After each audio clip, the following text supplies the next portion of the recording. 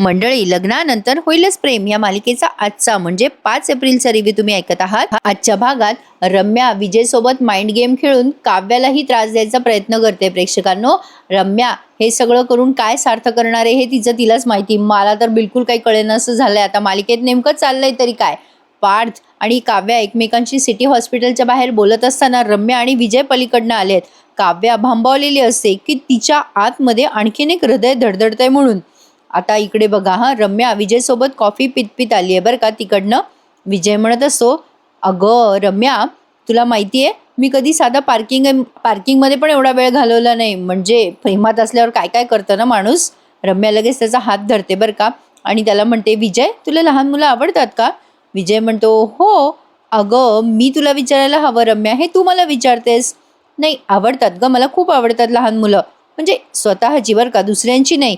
काव्या पण इकडे एक्झॅक्टली पार्थला सांगत असते, मलाही लहान मुलं आवडतात मनापासून, पण पार्थ, अहो मला असं अडकल्यासारखं वाटतंय. पार्थ म्हणतो, असं का बोलताय काव्या, तुम्हाला कोण अडकवतंय? अहो हे आपलं प्रेमाचं प्रतीक आहे, आपलं बाळ आहे ना हे. काव्या म्हणते, पण आपल्या बाळाला मी जर नीट नाही सांभाळू शकले तर. इकडे जीवाचा सीन घेतलाय. जीवा घरी आलेला असतो तेव्हा ती आंब्याची पेटी बघतो बरं का. मानिनी म्हणते, काय रे पोरांनो, ऊन असेल ना बाहेर फार.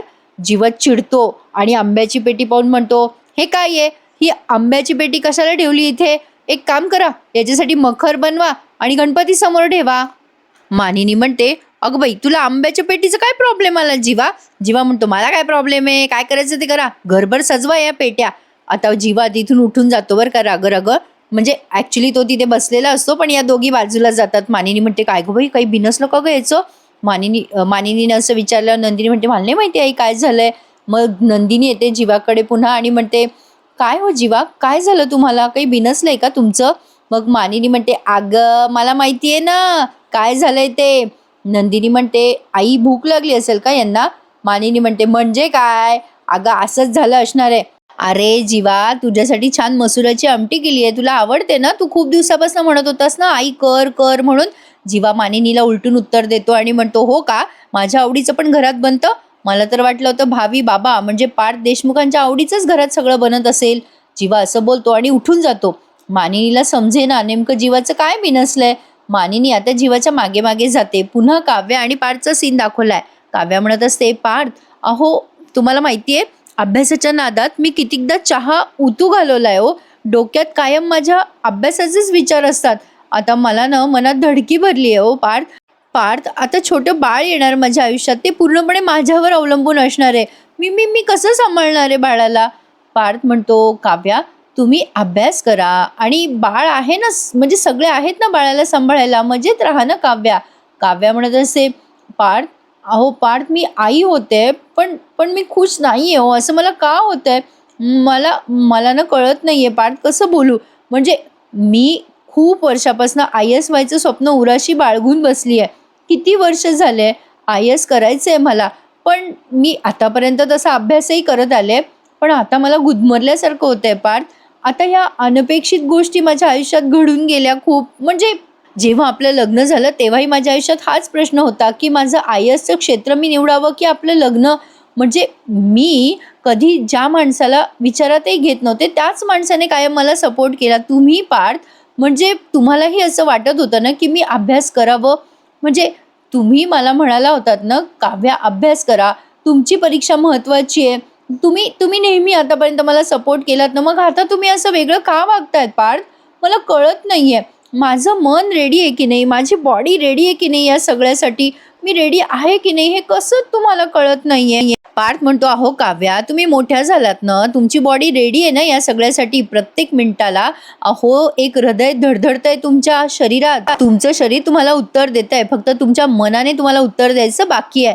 काव्या काय बोलते यार प्रेक्षकांनो, मला ना आता कन्फ्युजन झालंय. असेल बाबा, म्हणजे माझ्या मनात कधी असे विचार आले नाही. प्रेग्नन्सी हा बाईच्या आयुष्यातला खूप मोठा क्षण असतो. खरं सांगू तुम्हाला, जेव्हा मी प्रेग्नंट होते ना तेव्हा मी फक्त 24 वर्षाची होते. आमचं लग्न खूप लवकर झालं. 23व्या वर्षीच माझं लग्न झालं. पहिल्यांदा मिसकरेज झाला आणि लगेच दुसऱ्या का तिसऱ्याच महिनी मला बाळ राहिलं होतं. खरंच तो क्षण इतका आनंदाचा होता ना माझ्यासाठी, म्हणजे असं काही मनात येऊ शकतं हे मी इमॅजिन नाही करू शकत. असं होत असेल कोणाच्या बाबतीत, पण हे मला काव्याचं वागणं जरा वेगळं विचित्रच वाटतंय. म्हणजे आपल्या डोक्याच्या बाहेर आहे बाबा, असं सांगायला काही हरकत नाहीये. असो, आता इकडे जीवाची कोंबडी अजूनही रागावर बसलेली आहे. ही मानिनी म्हणत असते, "काय झालं रे बाबा जीवा? का बरं चिडचिड करतोय तू?" जीवा म्हणत असतो, "हे बघ आई, सॉरी. मला असं बोलायचं नव्हतं. नंदिनी, खरंच सॉरी.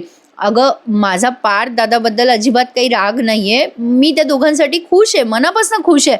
पण ना, हे बघ, मला बाळ होणार नाही आई, म्हणजे माझ्या बायकोला आणि मला बाळ होणार नाही म्हणून आमचं काही अस्तित्वच नाहीये का?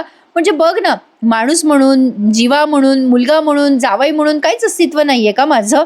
नंदिनीला खटकलंय आता ते.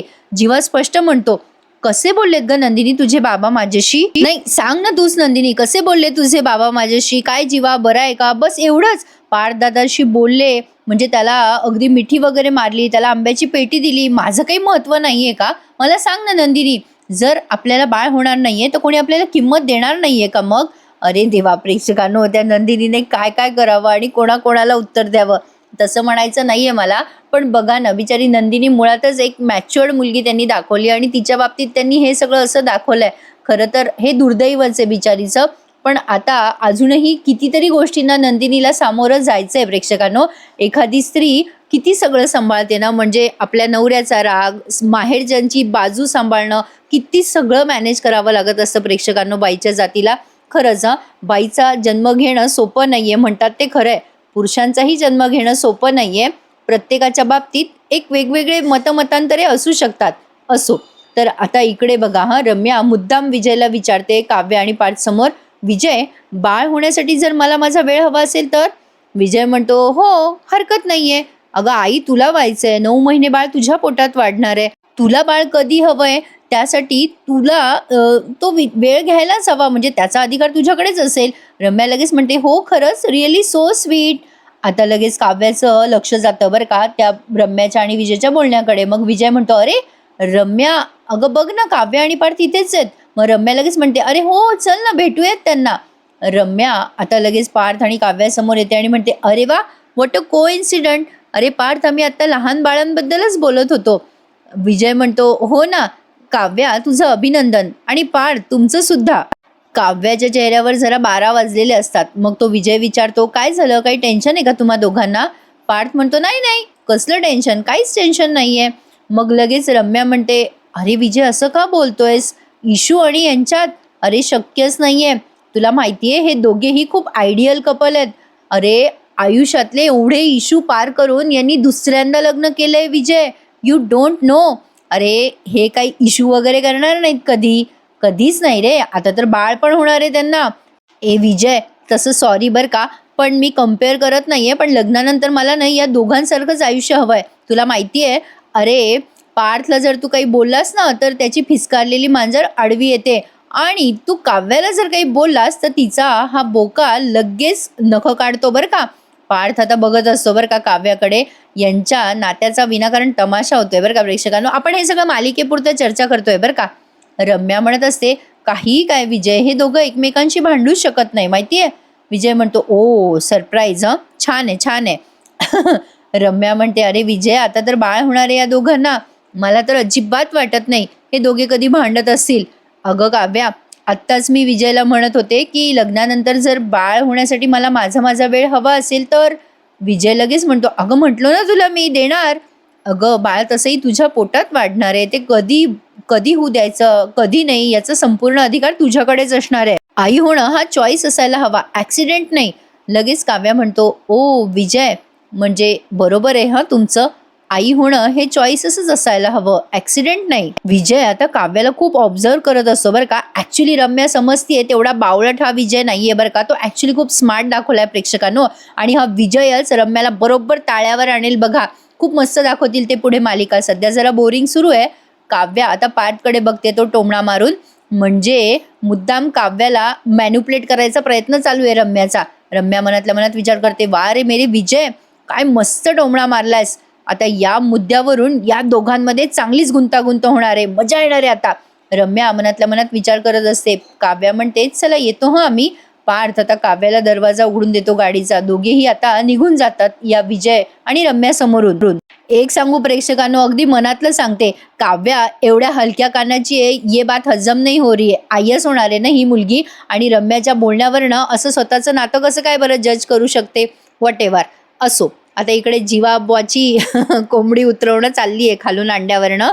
मानिनी त्याला समजवते, गंमत करते बरं का प्रेक्षकांनो जरा मधून असो.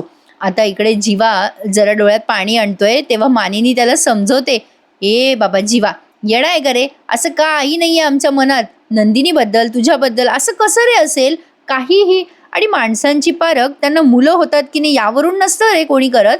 काही पण काय जीवा. पण प्रेक्षकांनो, हा समाजाचा एक वेगळा चेहरा आहे बरं का. बघा आता मानिनी आणि नंदिनी छान उदाहरण देतात. नंदिनी येते आता जीवाजवळ आणि ती म्हणते, जीवा, ओ जीवा, अहो बाबांचं चुकलं बरं का.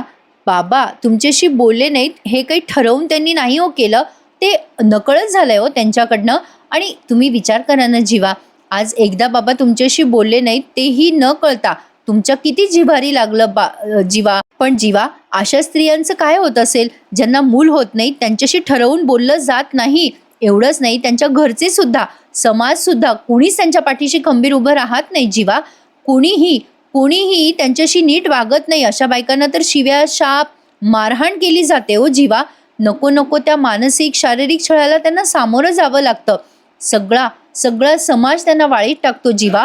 कुठल्याही सामाजिक धार्मिक कार्यक्रमात त्यांना सामील केलं जात नाही जीवा. एवढंच नाही तर त्या बायकांना कुठल्याही लहान मुलांना पण हात लावू देत नाहीत रे. आता ही मानिनी म्हणते, हो नंदिनी तुझं बरोबर आहे. खरं तर नंदिनी हे जे सांगते ना प्रेक्षकांनो, हे फार पूर्वी व्हायचं, पण आजकाल पण काही वेगळी गत नाहीये. बऱ्याचशा जुन्या बायका असं करायला लावतात बरं का. ज्या बाईला मूल होत नाही त्या बाईपासनं लांब राहतात, तिला वेगळं वागणूक देतात. हे मात्र खरं आहे बरं का. आजही लग्न झालं की सगळे हेच विचारतात, काय हो अजून पाळणा हल्ला नाही तुमच्या घरी. हा फार एक वेगळाच म्हणजे स्त्रीचं अस्तित्व हे समाजाचं एक भयंकर वास्तव आहे असं म्हणायला हरकत नाहीये. म्हणजे स्त्रीचं अस्तित्व हे बाळ होण्यावरच अवलंबून आहे असंही म्हणायला हरकत नाहीये प्रेक्षकांनो. खरं तर या विषयावर मी काय बोलू कळत नाहीये. पण नंदिनी आता जीवाला सांगते, अरे जीवा, तुला त्या मंगल काकू आठवतात का आपल्या चाळीमधल्या? त्या मंगल काकू सगळ्या लहान मुलांना जमा करायच्या, लाडू द्यायच्या. त्या मंगल काकूंना स्वतःचं मूल नव्हतं रे जीवा. अरे म्हणून त्या चाळीतल्या सगळ्या मुलांचे लाड करायच्या. आठवतं का रे जीवा तुला? अरे त्यांना चाळीतल्या बऱ्याच बायकानं उगाचच त्रास द्यायच्या रे, म्हणजे बरं वागवायच्या नाही. त्यांना घरी बोलवायच्या नाही, मंगल काकूंना बारशाला पण बोलवायच्या नाही. आपण नाही तसं केलं त्यांच्या बाबतीत जीवा. आपण उलट त्यांच्याच हाताने तुला आणि पार्थला, म्हणजे मी बारशाला त्यांच्याच हाताने पाळण्यात ठेवलं होतं. अरे चाळीतल्या इतर बायका बोलायच्या मला की अगं मानिनी असं करू नको, त्या बाईला बोलवू नको, नजर लागते मुलांना वगैरे. अशा बायका असतात अरे जीवा. नंदिनी म्हणते, हो आई बरोबर आहे तुमचं. म्हणजे अशाही बायका आहेत की त्यांना मूल होत नाही ना म्हणून घरातून हकलून लावतात. तुमचा विश्वास बसणार नाही जीवा, पण आमच्या आनंद निवासमध्ये अशा कितीतरी केसेस आहेत. जीवाचे डोळे आता पटकन उघडतात बरं का. जीवा स्वतःपुरता विचार करत असतो आतापर्यंत.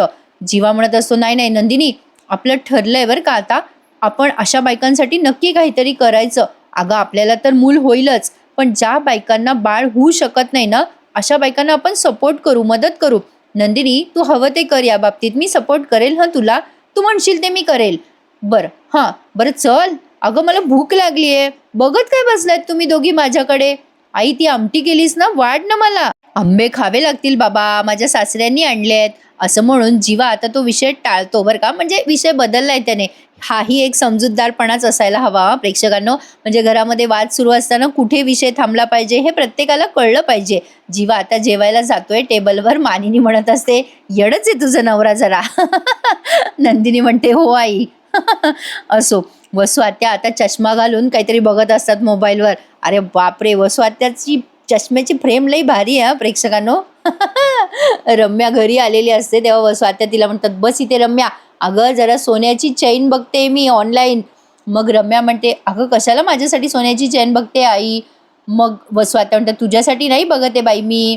मग रम्या असं बोलल्या वसुआत्या म्हणतात, बाई तुझ्यासाठी नाही, कोणासाठी नाही, मी माझ्या जावयासाठी चैन करते सोन्याची. रम्या म्हणते आई वेड लागले का तुला, काय माझा जावई माझा जावई. वसुआत्या म्हणतात माझा जावई आहेच मग भला. ए रम्या तुझं लग्न होतंय, मला जावई मिळणार आहे. अगं मला किती छान वाटतंय, मजा येणार आहे मला. खरं सांगू का तुला रम्या, अगं तो मुलगा इतकं छान आहे ना, म्हणजे तू त्याच्यासोबत बाहेर फिरते बिरते वेळ चांगला जातो ना तुझा रम्या. रम्या म्हणते आई बस कर, तो मुलगा कसा आहे काय आहे मला काही देणं घेणं नाहीये त्याच्याशी. तुझा जावई हा पार्थच होणार हे लक्षात ठेव आई. रम्या राग बोलत असते बरं का, आणि मग मध्येच म्हणते आई हा मुलगा ना कामाचा चांगला आहे बरं का. वसुआत्या म्हणतात म्हणजे. रम्या म्हणते आई मी प्याद म्हणून त्याचा हवं तिथे हवा तसा वापर करू शकते. म्हणजे अगं भाजीत नाही का हवं तसं, हवा तिथे आपण बटाटा घालतो तसं. वसुआत्या म्हणतात ए बटाटा काय म्हणतेस त्याला. रम्या म्हणते तो बटाटाच आहे. विजय बटाट्यासारखा दिसतो बरं का प्रेक्षकांनो, असं माझं नाही रम्याचं म्हणणं आहे. तर असो, आता रम्याने एक कागदात काहीतरी फळ आणलंय जे वसुआत्याकडे देत म्हणते हे फ्रीजमध्ये ठेव. वसुआत्या म्हणतात काय येते. रम्या म्हणते काव्यासाठी आणलंय, प्रेग्नेंट आहे ना ती. वसुआत्या ते उघडून बघतात तर काय त्यात पपई असते. वसुआत्या म्हणतात अगं येडी आहे का तू रम्या, पपई कशाला आणली काव्यासाठी. रम्या आता म्हणते वसुआत्याला हळू. वसुआत्या म्हणतात ए बाई मालिकेत दाखवतात तसं करणार आहे का तू, पपई खाल्ल्यावर काव्याचं. रम्या म्हणते ए आई तू असं काय बोलतेस, तू ओळखत नाही का मला अजून. अगं आई काव्या कशाला ही पपई खाईल, पण मला जे हवंय ते नक्की होणार आहे. वसुआत्या म्हणतात तू काय कोडे घालत असते हा, मला नेहमी मला का आई कळत नाही. रम्या हसायला लागते तेव्हा वसुआत्या म्हणतात हसते काय एवढी दात काढून. असो, पुढचा सीन दाखवलाय नंदिनी आणि जीवाचा. नंदिनी कोणाशी तरी फोनवर बोलत असते आणि म्हणत असते सगळ्या बायकांना घेऊन या हं, मला दोन्ही बाजूने या विषयावर चर्चा हवी आहे. आता जीवा म्हणत असतो फोन ठेवल्यावर, जीवा म्हणत असतो नंदिनी काय ग ये, अगं कुठे चालली आहेस तू मोर्चा बिरचा घेऊन. नंदिनी म्हणते कसला मोर्चा. जीवा म्हणतो अगं तूच बोललीस ना आता फोनवर बायकांना घेऊन या आपण चर्चा करू वगैरे. नंदिनी म्हणते अहो नाही हो तसं काही नाही, मला उद्या ना सगळ्या बायकांशी एका विषयावर खरं खरं बोलायचंय. जीवा म्हणतो कुठला विषय. नंदिनी म्हणते जाऊ द्या कळेल तुम्हाला नंतर. जीवा म्हणतो तू बस, नंतर तर नंतर तू बस ग, हे घे या गोळ्या घे. नंदिनी म्हणते कसल्या गोळ्या. जीवा म्हणतो अगं तुझं ते हॉर्मोनल इम्बॅलन्स झालं ना, आपल्या नवीन डॉक्टरांनी प्रिस्क्राईब केल्यात ना या गोळ्या, घे ग, तुला सगळं हातात द्यावं लागतं मला, चल घे आता या गोळ्या. हे बघ उद्या तुझे रिपोर्ट येणार आहे नंदिनी, ते रिपोर्ट मी घेईला, मी जाईल ते रिपोर्ट घ्यायला आणि मीच जाईल. आता तो नंदिनीकडे असा बघायला लागतो अचानक बोलता बोलता. नंदिनी म्हणते असं का बघताय तुम्ही. जीवा म्हणतो शोधतोय ग. नंदिनी म्हणते काय शोधताय. जीवा म्हणतो अगं माझ्या आधीच्या नंदिनीचं हास्य कुठे लपलंय ते शोधतोय. नंदिनी जरा सिरियसच दाखवली आहे. जीवा आता तिचा हात हातात घेऊन म्हणतो ए नंदिनी हे बघ समजा हा, समजा म्हणजे देव न करो तरी समजा आपल्याला मूलच नाही झालं तर. म्हणजे जगात असेही कपल्स आहेत ग नंदिनी ज्यांना मूल नाहीये तरी पण त्यांचे संसार सुरळीत सुरू आहेत ना. नंदिनीला आता जरा टेन्शन आलंय बरं का. नंदिनी म्हणते पण तरी सुद्धा मनातली सल जात नाही जीवा. रस्त्याने चालताना शाळेत जाताना मुलं बघितले, आपलंही मूल असायला हवं. कुठलंही लहान मूल पाहिल्यावर असंच होतं, असं वाटतं शाळेत आपणही जावं त्याच्यासोबत, म्हणजे आपण पॅरेंटिंग म्हणून त्याच्या मीटिंग्स अटेंड कराव्यात आणि त्याच्या शाळेतल्या स्पोर्ट डेला त्याला धावताना बघून आपल्यालाच धाप लागली असती असं तर मनात वाटतंच ना जीवा. नंदिनी फार क्लिष्ट बोलते हा प्रेक्षकांनो. असो पण विषय इमोशनल आहे. नंदिनी म्हणते अहो असं काय करता, वाढदिवस मुंज बारसं हे सगळं टाळतो आपण आणि लोकही मग हळूहळू आपल्याला टाळायला लागतात. आई न होण्याचं दुःख आयुष्यभर नाही पचवतायत जीवा. जीवा आता जरा टेन्शनमध्ये आलाय. नंदिनी आता रडत रडत म्हणते जीवा हवंय हो मला बाळ, खरंच मला बाळ हवंय.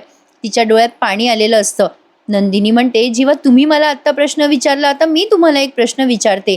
समजा समजा देव न करो पण खरंच आपल्याला मूल नाहीच झालं आणि आपल्याला मूल हवं असेल तर मग आपण काय करायचं. आहेत का तुमच्याकडे उत्तरं.